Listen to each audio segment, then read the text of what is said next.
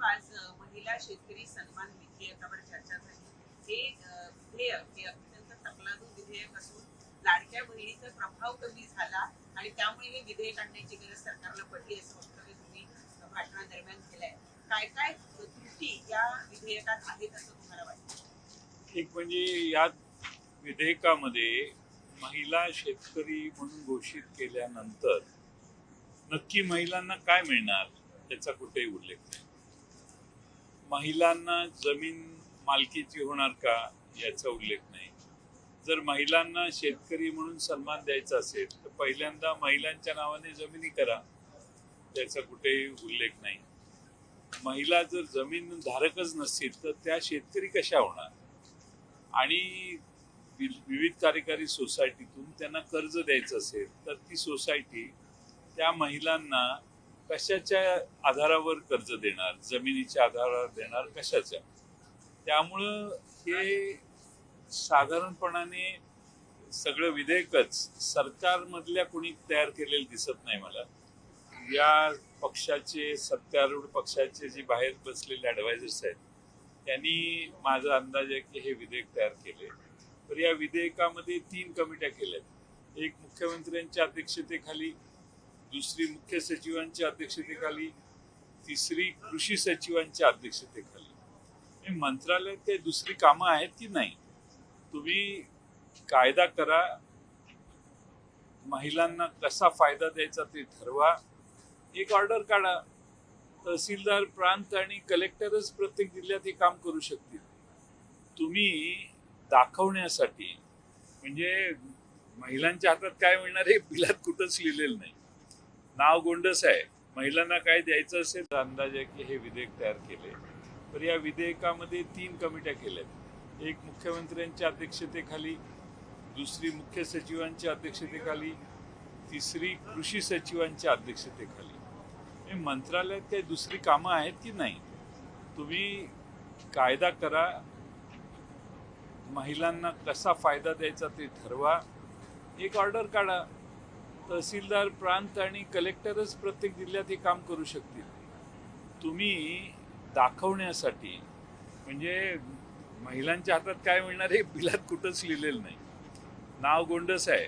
महिलांना काय द्यायचं असेल तर आमचा पाठिंबाच आहे, पण त्यात काहीच दिलेलं नाही.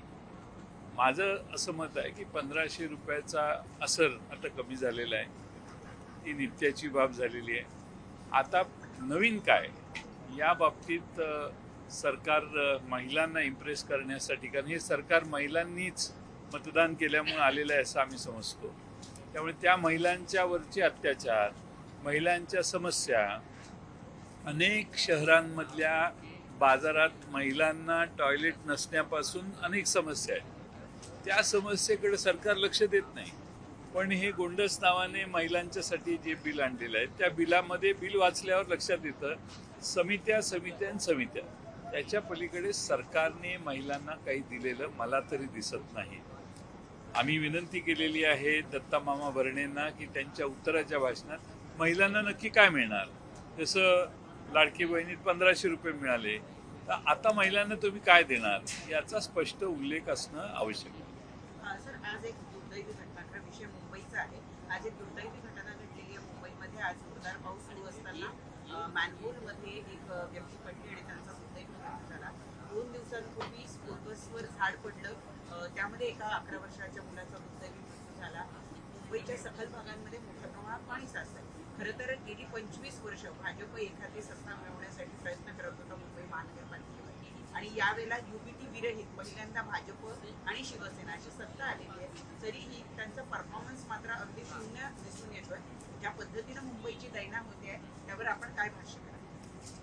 कालच मी विधानसभेत यावर सत्तारूढ पक्षाने जो प्रस्ताव आणला त्याच्यावर भाषण करून मी सांगितलं की यावेळी 20-22 दिवस उशिरा पाऊस आला. मुंबई स्वच्छ करता आली नाही. गटारं, नाले साफ करण्याची जी यंत्रणा आहे ती पूर्ण व्यवस्थित काम करू शकली नाही, म्हणून मुंबई तुंबली. आता प्रत्येक वेळेला जी लोक आजपर्यंत या व्यवस्थेच्या बद्दल बोलत होती त्यांच्या हातात मुंबईकरांनी मुंबई महापालिका दिली, पण त्यांना पूर्णपणाने अपयश आलं. भारतीय जनता पक्षाला याच्यामध्ये मुंबई शहराच्या स्वच्छतेला जर अपयश आलं असेल तर पुढं हे 5 वर्ष शहर कसं दुरुस्त करणार हा दुसरा प्रश्न राहणार आहे. सगळ्यात महत्त्वाचा भाग त्यात असा आहे की मॅनहोलमधून माणसं वाहून जायला लागली.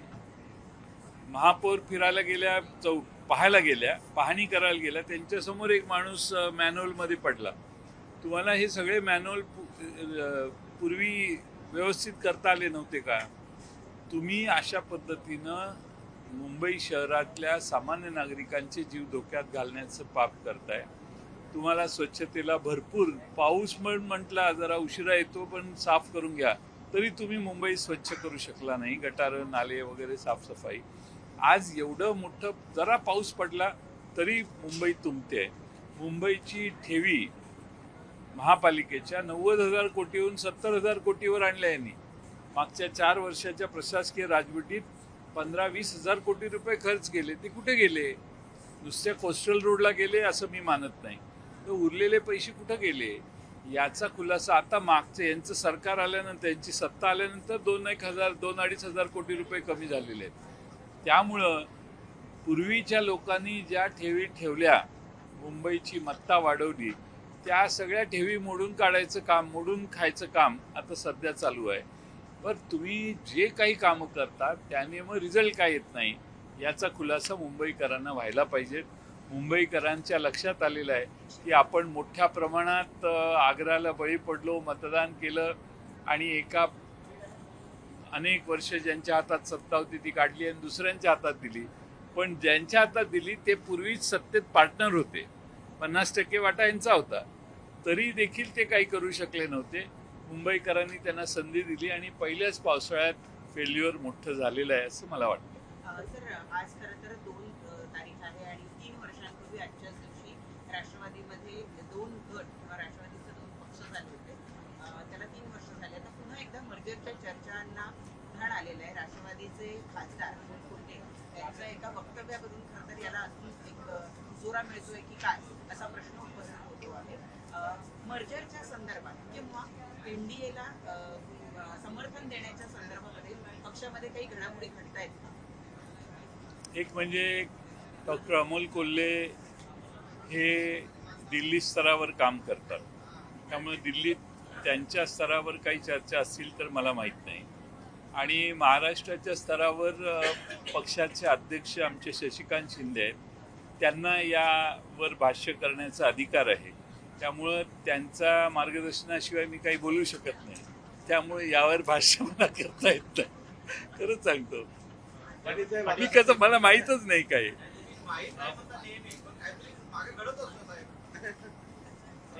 नाही, नेहमीप्रमाणे ही वेळ नाहीये.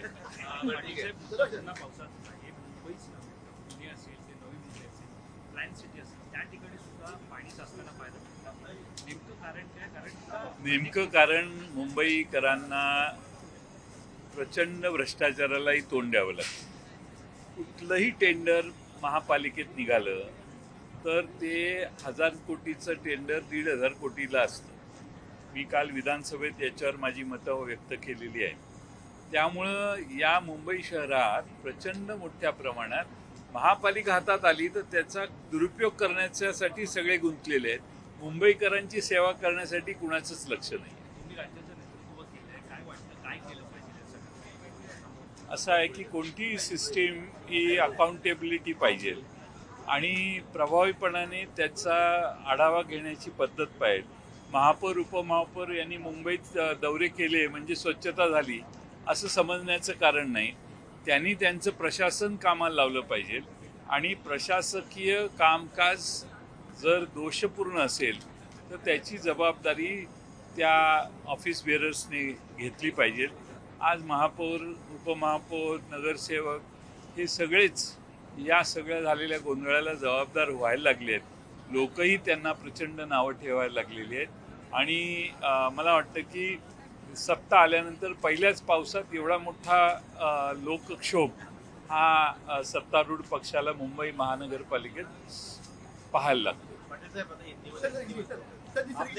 सरकार जो है महिलाओं को किसान बनाने जा रही है. आपने कई सारे प्रश्न उपस्थित किए. क्या इसके पीछे की मंशा और क्या इसमें खामियां हैं? पहले महाराष्ट्र में विधानसभा के पहले लाड़की बहन योजना आई। हमारी सारी बहनों ने महाराष्ट्र में सत्तारूढ़ पार्टी के तरफ वोटिंग भी किया होगा, इसलिए बहुत बड़े पैमाने में, यानी मोदी साहब भी इतने पॉपुलर नहीं थे उतने ये सरकार का ये निर्णय पॉपुलर हो गया और लोगों ने महिलाओं ने बहुत बड़े पैमाने पे वोटिंग किया। अब उसका असर कम हो गया है। अब कुछ नया लेके आने की आवश्यकता थी, इसलिए यानी महिलाओं को किसान बनाने की कोशिश है।